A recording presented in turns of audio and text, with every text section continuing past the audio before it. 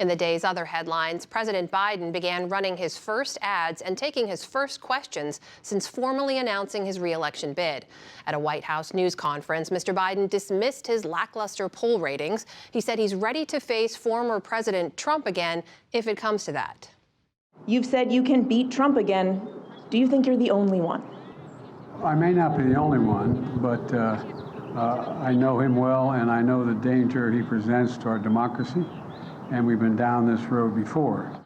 As for questions about his age, the president said voters will watch him and, quote, they're going to have to judge whether I have or don't have it. The writer E. Jean Carroll took the stand in New York today and told a federal court, quote, Donald Trump raped me.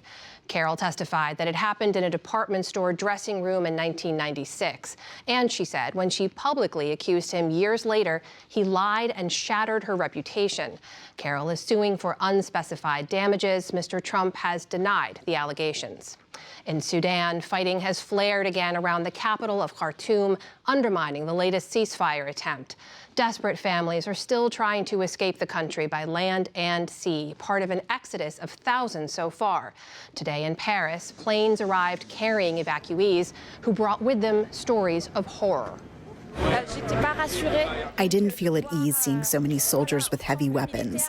I also saw a bomber and missiles. I saw dead bodies on the road, images that I want to empty my head of. Meanwhile, the army said the ousted dictator, Omar al-Bashir, has been moved to a military-run hospital. He's wanted by the International Criminal Court on charges of genocide and war crimes in Sudan's Darfur region. A new migrant tragedy off Libya's coast has claimed 55 more lives, including children. UN migration officials say a rubber boat headed to Europe sank Tuesday near Garibouli, a coastal town east of Tripoli. Today, aid workers said they are still recovering bodies. One of the few survivors said the boat was badly overloaded. We got into the small boat between 1 and 2 a.m. There were around 80 of us. People were asking the driver to stop, saying the boat was sinking, but he said no. As it sank, we started fighting for our lives and screaming for help until someone came to rescue us. It was an indescribable scene. The UN says at least 740 people have drowned or gone missing in the Mediterranean this year. That's more than any other year since 2017. Ukraine's President Volodymyr Zelensky had a critical phone call today with China's president, their first known contact since Russia invaded Ukraine. Afterwards, Zelensky called it, quote, a powerful impetus to the development of bilateral relations and possibly to peace. China's Xi Jinping visited Moscow last month. Beijing says it's seeking a, quote, political settlement of the war. In Russia, the jailed opposition leader Alexei Navalny says he is now facing terrorism charges that could add 30 years to his prison term.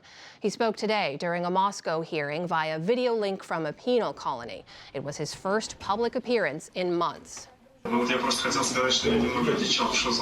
just wanted to say that I got a little bit lonely in solitary confinement, and it's just amazing to see so many people.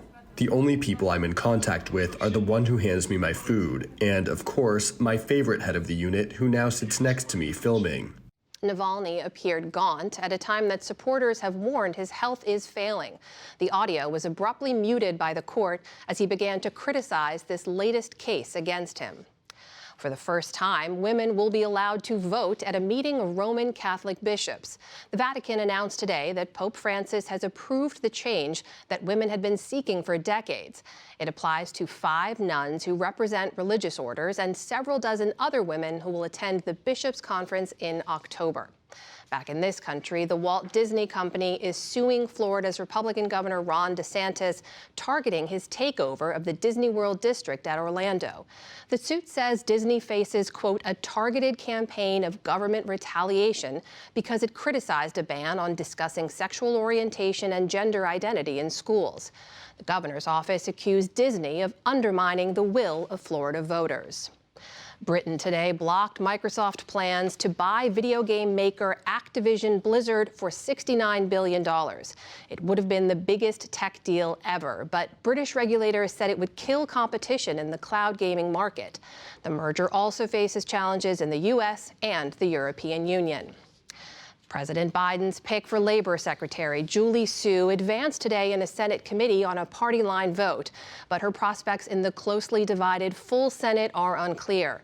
Republicans say Su is unfairly pro-union, and some moderate Democrats have not said if they'll support her. And on Wall Street, stocks struggled for a second day. The Dow Jones Industrial Average lost 229 points to close near 33,300. The Nasdaq rose 55 points. The S&P 500 slipped 15. Still to come on the News Hour, former Arkansas Governor Asa Hutchinson becomes the latest Republican presidential candidate. The trial of the far-right Proud Boys over the Capitol insurrection draws to a close. Montana Republicans hold a vote to censure a trans lawmaker. The next generation of doctors prepares to tackle the rural health care shortage, plus much more. This is the PBS NewsHour from WETA Studios in Washington and in the West from the Walter Cronkite School of Journalism at Arizona State University.